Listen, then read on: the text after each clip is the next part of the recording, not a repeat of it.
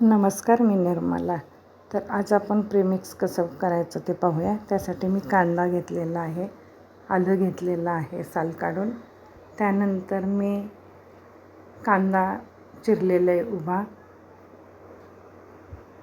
चिरून हे आपण उन्हात घालायचे आहे प्लॅस्टिक कागदावरती.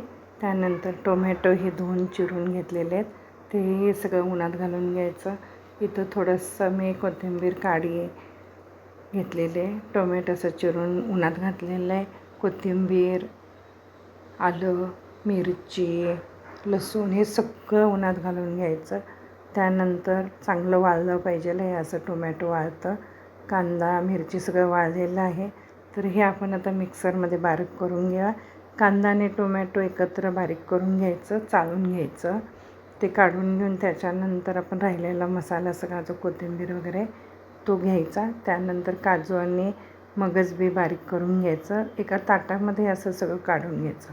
त्याच्यामध्ये दोन चमचे दुधाची पावडर, 1 चमचा लाल मिरची पावडर, थोडंसं मीठ, हे सगळं असं आपण एकत्र करून घ्यायचं. नंतर त्यामध्ये थोडी कस्तुरी मेथी घाला, 1 चमचा गरम मसालाही घालायचा आणि हे सगळं असं वाटून घ्यायचं बारीक. आपला प्रेमिक्स तयार झालेला आहे. कसं वाटलं हे नक्की मला कमेंट करून सांगा.